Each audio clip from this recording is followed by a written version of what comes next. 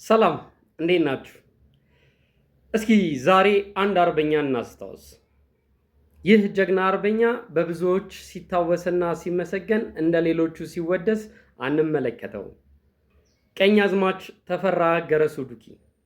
ቀኛዝማች ተፈራ ገረሱ የእውቁ አርበኛ የክቡር ደጃዝማች ገረሱ ዱኪ የበኩር ልጅ ነው። ቀኛዝማች ተፈራ ገረሱ ማሩ ልዩ ስሙ ሰምቦ በሚባል ቦታ በ1915 ዓ.ም ተወለዱ። እድገታቸው በአያታቸው በቀኛዝማች ዱኪ ደባሱ ቤት ነው። በአያታቸው ቤት አስተማሪ ተቀጥሮላቸው ፊደል በሚገባ ተምረው አጠናቀዋል። የአስተዳደርና የውትድርና ሙያን ከአያታቸው ከቀኛዝማች ዱኪ ደባሶና ከአባታቸው ከደጃዝማች ገረሱ ዱኪ በልጅነታቸው በጥሩ ሁኔታ ቀምሰው አድገዋል። በ1928 ዓ.ም ጠላት አገራችንን በወረረ ጊዜ ጀግናው ከአባታቸው ከደጃዝማች ገረሱ ዱኪ ጋር ወራሪ ጠላትን ለመደምሰስ ጫካ ገቡ። በአጭር ጊዜ ውስጥ የጦር አመራርና የውጊያን ስልት ከአባታቸው ተማሩ። የቀኛዝማች ተፈራ ገረሱን ጀግንነትና የጦር አመራር ብቃት የተረዳ የማሩ የወሊሶ የጨቦ አመያና ዲለላ ህዝብ በአጭር ጊዜ ውስጥ ከጎናቸው ተሰለፈ።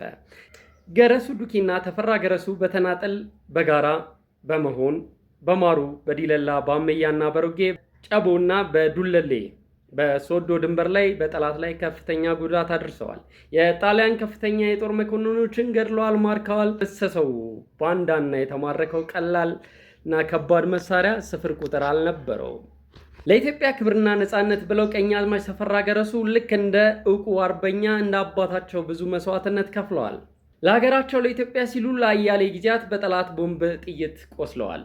አጥንታቸውን ከስክሰዋል፣ ደማቸውን አፍስሰዋል። በወቅቱ የቀኛዝማች ተፈራን ጀግንነትና የአመራር ብቃት መንግስት ረድቶ ለከፍተኛ አመራርነት ስለታጩ በቅድሚያ አዳሪ ትምህርት ቤት ገብተው እንዲማሩ ቢደረግም በጤና ምክንያት መቀጠል ሳይችሉ አቋርጠው ነበረ። ጀግናው ተፈራ ገረሱ በውጊያ ብቻ ሳይሆን በአስተዳደር እውቀትና በአስተዋይነትም እጅግ የተመሰገኑ አስተዋይ አርበኛ ነበሩ። ከፋሽስት ጣሊያን መደምሰስ በኋላ ጨቦና ጉራጌ አውራጃ ላይ የነበረውን ጦር ጀነራል አሰፋ አየነ በምክትልነት ቀኛዝማች ተፈራ ገረሱ በዋና አዛዥነት መርተዋል። እኚህ ቆራጥ እና ጀግና አርበኛ ለኢትዮጵያ ነፃነት ከፍተኛ መስዋዕትነትን የከፈሉ እንደ ሌሎች ጀግኖች ሲታወሱ አይታዩም።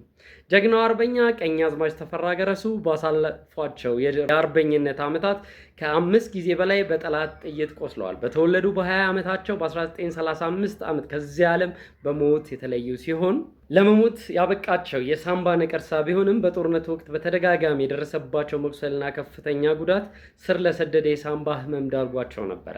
የሚያሳዝነው በህይወት እያሉ በቂ ሕክምና አላገኙም። ከሞቱም በኋላ ለሀገር የዋሉት ውለታና የከፈሉት መስዋዕትነት እስከዛሬ ድረስ ተዘንግቶ መቅረቱ ትውልድን የታሪክ ተወቃሽ ያደርጋል። እንግዲህ እኚህን ጀግና ውለታ ማስታወስና ተገቢ ክብርና ቦታ መስጠት የኛ የዚህ ዘመን ትውልዶች በተለይም የኛ የወሊሶ እና ዙሪያ አካባቢ ልጆች ግዴታችን ነውና ቀኛዝማች ተፈራ ገረሱ ዱኪን ማስታወስ መዘከር ግድ ይለናል። አመሰግናለሁ።